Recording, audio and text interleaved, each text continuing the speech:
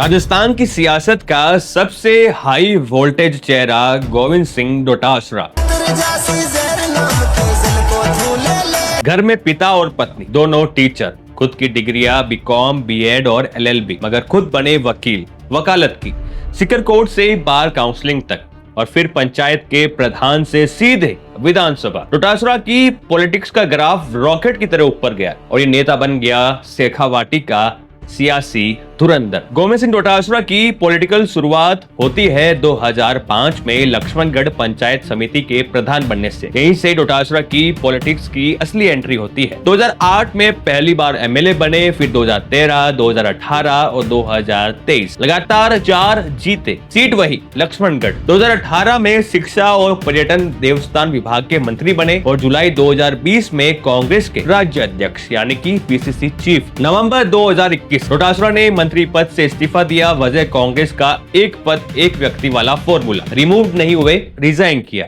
ये फर्क याद रखिएगा। लेकिन राजनीति के गलियारों में ये चर्चा रही कि असली दबाव था लगातार बढ़ते आरोप और विवाद। शेखावाटी मारवाड़ की जाट बेल्ट में डोटासरा की पकड़ मजबूत मानी जाती है। इसी मैदान में अक्सर भिड़त होती दिखती है आरएलपी चीफ और नागौर के सांसद हनुमान बेनीवाल की। दोनों तरफ से सियासी वार पलटवार, एक दूसरे पर डबल स्टैंडर्ड, डील और गठजोड़ पर तीखी जुबानी जंग होती रहती है। अभी हाल ही के दिनों में खींवसर विधानसभा के उपचुनाव में भी ये देखने को मिला था। अब बात करते हैं राजस्थान कांग्रेस की सबसे बड़ी जंग, गहलोत वर्सेस पायलट। डोटासरा इस जंग में हमेशा गहलोत के पक्के सिपाही माने जाते हैं। जब 2020 में सचिन पायलट ने बगावत की थी, तब गहलोत खेमे का सबसे मजबूत सहारा डोटासरा ही बने थे। डोटासरा ने पायलट पर कई बार सीधा हमला बोला और गहलोत के साथ खड़े रहे। कांग्रेस हाईकमान ने उन्हें प्रदेश अध्यक्ष बनाकर ये मैसेज दिया कि राजस्थान कांग्रेस की कमान गहलोत खेमे के भरोसे ही है। यानी साफ है, डोटासरा और पायलट के रिश्ते ठंडे ही नहीं बल्कि तल्ख भी है। REET paper leak case, REET 2021 paper leak, विपक्ष का आरोप, एजेंसियों की कार्रवाई और नाम आया डोटासरा कैंप का। 26 अक्टूबर 2023 को ईडी की रेड, जयपुर सिक्कर में ठिकानों पर सर्च, बाद में उनके दोनों बेटों को समन। केस चल रहा है, इंक्वायरी ऑन,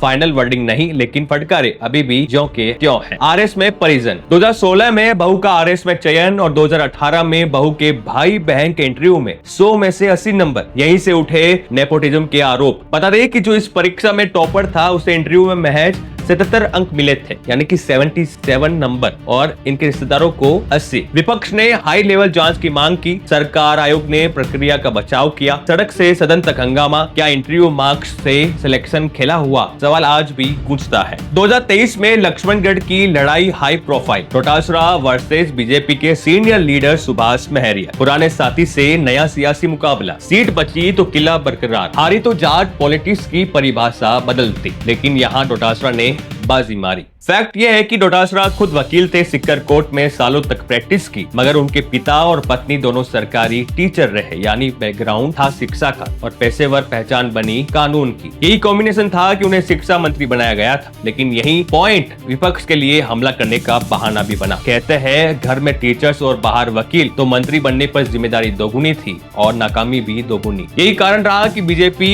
आरोप लगाती रही कि पेपर लीक के नेता नहीं रोक पाया। बेनीवाल वर्सेस डोटासरा, जाट राजनीति का असली फेस ऑफ कौन जीतेगा? मंत्री पद छोड़ा, मजबूरी या मास्टर स्ट्रोक? 2028 में भी डोटासरा का रॉकेट ऊंचा उड़ेगा या नहीं? सवाल कहीं, लेकिन जवाब मिलेंगे 2028 में। राजस्थान की पिच पर यह मुकाबला सिर्फ सीटों का नहीं है, नैरेटिव का है।